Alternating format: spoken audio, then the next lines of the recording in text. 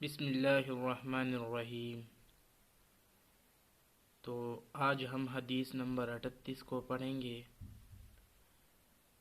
یعنی درس نمبر 38 کو پڑھیں گے۔ اس میں سحری کے وقت خواب عموماً سچا ہوتا ہے۔ سحری کے وقت خواب عموماً سچا ہوتا ہے۔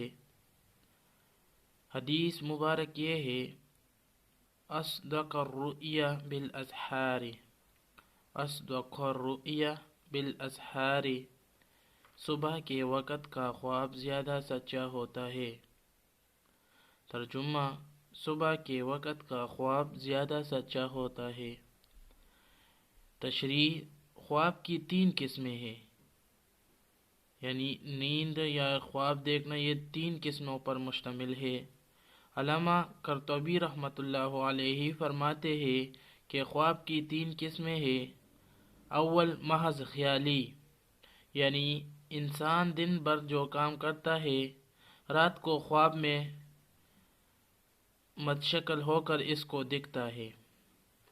یعنی انسان دن بھر جو کام کرتا ہے، جس کے سوچ میں پڑا رہتا ہے، وہ اس کے سامنے آ کر اس کو دکھتا ہے خواب میں۔ ایک تو یہ قسم ہے۔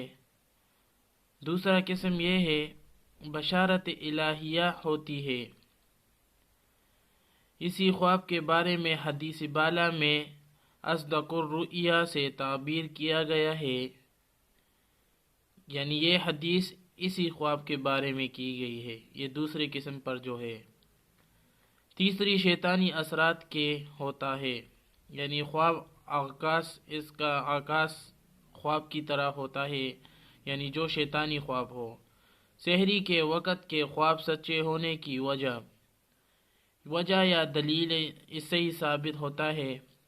ملا علی قاری رحمۃ اللہ علیہ فرماتے ہیں، سحری کے وقت کے خواب کئی وجوہات کی بنا پر سچے ہوتے ہیں، یعنی کئی وجہ پر وہ سچے ہوتے ہیں۔ اول یہ کہ آخر رات کو دل و دماغ میں سکون ہوتا ہے، یعنی دل اور دماغ سکون میں ہوتے ہیں۔ دوم یہ کہ اس وقت میں نزول ملائکہ ہوتا ہے، یعنی فرشتے اترتے ہیں اس وقت۔ سوم یہ کہ اس وقت میں اللہ تعالیٰ آسمان دنیا پر تشریف فرماتے ہیں، یعنی اللہ تعالیٰ دنیا میں تشریف فرماتے ہیں۔ ان سب وجوہات کی بنا پر یہ کہا جا سکتا ہے کہ سحری کے وقت کے عموماً خواب سچے ہوتے ہیں۔ تو آپ نے اگر ہمارے خدمت حدیث چینل کو سبسکرائب نہیں کیا ہے تو آپ سے گزارش ہے، سبسکرائب کر لیں، سپورٹ دکھائیں، اور اللہ تعالی ہمیں اور آپ کو اس حدیث پر عمل کرنے کی توفیق عطا فرمائے۔